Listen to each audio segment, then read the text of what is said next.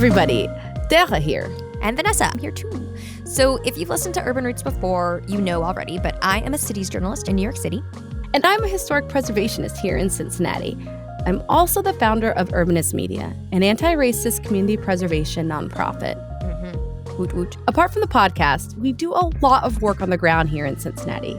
And I wanted to share a project we've been consulting on, which I think will be of interest to Urban Roots listeners, especially those of you in Cincinnati. I think it will be. So, as you may remember, our first season explored the history of 3 African-American neighborhoods in Cincinnati: Evanston, Avondale, and South Cumminsville. And in that season, we kind of turned back the clock. We went back to times when those neighborhoods were thriving.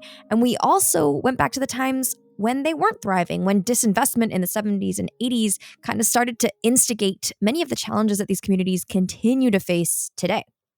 But one piece we didn't explore was how institutional investors are a big part of the reason why communities are struggling today. Right. And part of the reason that we didn't explore it is because institutional investors are really complicated to understand. But after we aired the season, I got a note from Dr. Hayden Shelby, an assistant professor of planning at the University of Cincinnati. And she told me that she was teaching a class on housing systems and institutional investors. And I was just like, yes, this is something we definitely need. This is something that directly impacts me and my neighborhood, but is so difficult to understand. Right. And then she told you that she was asking her class to create a podcast about institutional investors in Cincinnati. And then we were both like extra excited. Right? Yeah. So as part of Urbanist Media, we've been helping Dr. Shelby and her students create this new podcast, which is the prelude to a series of community conversations happening in November here in Cincinnati. And we think it's just really important that as many people as possible in Cincinnati take part in these conversations. So we wanted to help Dr. Shelby and her students spread the word. So we sat down with Dr. Hayden Shelby.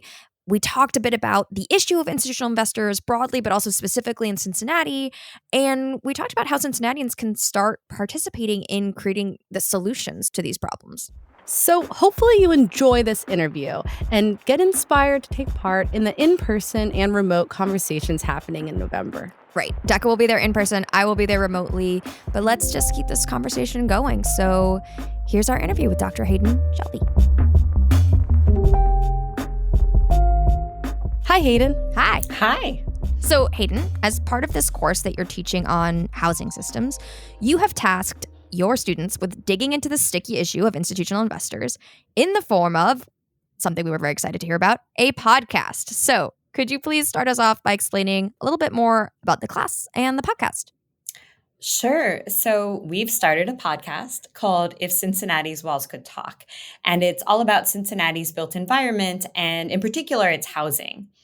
And this first season is all about the housing policy history that laid the groundwork for large institutional investors to buy up lots of single-family homes in some of Cincinnati's neighborhoods and suburbs. And the goal that we have is to understand how we got here. The students were put into groups and they were each tasked with narrating a different time period of housing history. So our 7 episodes span from the late 1800s and early 1900s, when some of our first inner ring suburbs were first built with lots of single family homes, to later episodes that trace the major 20th century housing events that have impacted the city, like the construction of Interstate 75, which displaced many Black households from the West End to other neighborhoods. And then we also dig into the subprime bubble and the foreclosure crisis of the early 2000s, which disproportionately impacted some of the neighborhoods that are now seeing a lot of investment in single-family rentals. And apart from this podcast, the students and I are also convening a pair of community conversations about institutional investors. And our goal is to get a lot of different perspectives from different stakeholders on this issue. And we hope to help policymakers as well as residents and communities to create more effective responses to this issue. That makes sense. So why did you want to tackle the subject of institutional investors? Like, why did you find that it was important for you and your students to explore? Sure. So First of all, I think it's important to explain exactly what we mean by institutional investors in single-family housing. So institutional investor is a really broad term, but it refers to corporate entities that hold a lot of homes in what they would call portfolios. And these corporations have investors. So they get at least some of their money from people who want to invest in real estate, but don't actually want to go out and buy and manage properties. And the exact legal form of institutional investors can vary. So in some parts of the country, private equity real estate firms are the dominant form that you see. But here in Cincinnati, at least that we know of, the most dominant form is called a real estate investment trust, or a REIT. Okay. I have heard of REITs before because I've done some reporting in the past on this. And my understanding of REITs is that they're essentially companies that buy real estate all across the country on behalf of their investors. And they've been around since the 60s, I think. Right. So institutional investment in real estate is not a new thing, and it's not necessarily a bad thing either. In fact, as our first episode demonstrates, large investment by wealthy individuals and corporate entities enabled the construction of a lot of Cincinnati's early neighborhoods. But in recent years, the work of some entities, and particularly REITs, has changed. So to put it simply, these corporate entities that used to primarily invest in big commercial buildings or other types of real estate, they've started to focus on buying single-family homes for the purpose of renting them out. And you may have read in the Inquirer recently that the real estate brokerage firm Redfin estimates that right now about 1 in 5 single-family purchases in Cincinnati is done by an investor rather than a household that's seeking to live in that home. Wow. So in other words, these investors, who I assume are pretty savvy and have lots of resources behind them, are buying up single-family homes that otherwise just regular people might have bought? Yes, exactly. And that's concerning for a few reasons. First, a lot of the homes being purchased by investors in Cincinnati are moderately priced houses that might otherwise serve as starter homes for moderate income residents. And since investors can often make purchases with cash, they can easily outcompete your typical household who needs to buy with a mortgage. And so there's a lot of concern about what this is doing to home ownership rates and to the potential household level wealth that's being lost. Second concern is the rents being charged. For the past few months, Redfin has reported that Cincinnati is among the top 5 cities with the fastest rising rents in the country. Wow, that's just nuts. Yeah. And I should say there are likely many drivers of that. But folks who follow housing in Cincinnati have little doubt that institutional investors have played a significant role. And then there's a final reason that we're concerned, and that is that these investors may not be maintaining these homes properly. There's mounting evidence from the city that the biggest investors are also some of the biggest code violators in the area. And this raises concerns about both the quality of housing that people renting these properties are living in, but it also raises concerns about the potential knock-on effects of property values in the surrounding neighborhoods. Okay, so I think that's a really great overview of institutional investors and how they're impacting the city. You and your students spent a lot of time kind of getting into the nitty-gritty of how it's evolved over history in Cincinnati. What were the major takeaways from your research and your students' research? Yeah, so I have to admit that one of the frustrating things I realized through seeing the students' research is that the narrative of how we got into this situation is not as neat as I originally thought. The neighborhoods that have been most impacted are different on a lot of levels. They're in different places. They came to be in different time periods. But nonetheless, there are some common threads. And the first is that they're generally older suburbs or suburbs turned neighborhoods, like those in Price Hill. And they were built mostly for white and middle to upper income people moving away from the central city throughout the 20th century. And today, though, they tend to be much more racially and ethnically diverse. In fact, a lot of them are some of the most diverse places in our city.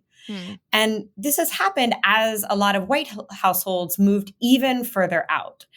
And a lot of racial and ethnic groups with low to moderate incomes started to settle in these areas. So there were some push factors that led to that in the city. The first was the creation of I-75, which went through Cincinnati's historically Black West End. And the West End was also impacted a couple decades later when some of the biggest public housing developments in the city were redeveloped. And that pushed people a little bit further out in the city and dispersed a lot of the people who were in our historically Black neighborhoods. What then happened in these places is that in the early 2000s, they became prime spots for risky mortgage lending practices, which were part of the subprime bubble and that later resulted in a lot of foreclosures. And the presence of a lot of foreclosed homes is one factor that contributed to there just being a lot of single family housing available for investors to buy up. That makes sense. Yeah. And you mentioned that this project isn't just a podcast, but a series of community conversations. Can you explain why that was important for you to include? Yeah. So I've been hearing for a while, and we heard a lot more while the students were researching the podcasts, that this is a phenomenon that is on a lot of people's radars, but a lot of people don't really have a full understanding of it. They might be getting weird text messages or mailers offering to buy their houses. Other people might suddenly find themselves with different landlords. And still other people might be seeing the side of things where there are mounting code violations. But it's difficult to put all of these different pieces together to figure out what's going on. So you might have noticed when I was talking earlier, I say, there are estimates or there are reports of. And as a researcher, I don't like talking in these terms, but we kind of have to because institutional investors are really hard to track. A lot of them operate under sometimes dozens of separate different names of limited liability corporations or LLCs. And that makes it so we don't have great data. And so what we need to do as a community is to come together and to figure out what we know, what we still need to know, and what we can do. Another goal of ours is just to get a lot of people in the same room and to put our heads together to figure out what responses might be available to us, whether it's at the level of policy or personal action. Cincinnati has actually been in the national spotlight for a couple of our ways that we're addressing this issue. One is by the Port of Cincinnati, and you'll hear about that in episode 7. What they've done is they've bought up 194 properties that had been in the hands of an institutional investor, and they're trying to move as many residents of these properties as possible into homeownership. Additionally, State Senator Bill Blessing has introduced a bill at the state level that would, among other things, give tenants a fighting chance to buy their homes if they are being sold out from under them. But these efforts are really just first steps. And so our hope is that by getting a lot of people around the table, we can come up with other ideas. Right. I mean, it's definitely a huge pressing issue in Cincinnati at that time. And I'm sure a lot of people want to be involved. So how do they join these conversations? I'm so glad you asked. Okay. We are going to hold 2 sessions. One is in person and one is online. So we're hoping we can reach the maximum number of people in ways that are available to them. The in-person one will be held at the College of Design, Architecture, Art, and Planning building, or the DAP building, right here on UC campus. And that will be on Saturday, November 12th from 9 to 11 a.m. And the Zoom session will be held on Friday, November 18th from 2 to 4 p.m. And we welcome everyone, residents, elected leaders, other civic leaders. We'll put the link to register in the show notes, or folks can email me directly at shelbyhm@uc.edu. That's SHELBYHM as in Mary @uc.edu. I am super excited for this community conversation. Are you going to be there, Decca? I will be there. I will absolutely be there. I'll come to the virtual one. Yes. Okay, awesome. So Dr. Shelby, where can people listen to these episodes? So we'll be posting them on all of your favorite podcasting apps like Apple Podcasts, Stitcher, and Spotify. And we'll also be posting them to YouTube, and we'll provide links for people on the Center for Cities website. Great. And hopefully, Hayden, you're willing to return so we can record like a final episode with you after the community conversations, and we can just synthesize everything that you all have learned throughout the process. Absolutely. We want to put the results and our lessons learned from everyone who engages in these conversations out there to the public to create an even bigger conversation. And also, before we go, I want to thank some of our partners who have generously sponsored and donated the funds to get this project off the ground and to pay for some lovely equipment and supplies, as well as the expertise of our friends at Urbanist Media. And those partners are GBBN, LISC of Greater Cincinnati, the Cincinnati Development Fund, and U.S. Bank. So we will include the links to the podcasts and the community events in the show notes. Yes. So go ahead, especially if you're in Cincinnati and you care about your city and what you can do about institutional investors, make sure to check out If Cincinnati's Walls Could Talk. And yeah, consider joining Hayden and Decca and her students at that community conversation, and let's keep the work going. Yes, please come join us. All right. Thank you you so much. Bye. You're on the wrong script. Oh, the wrong one. I'm so sorry. I was like, why is this the same? There we go. All right.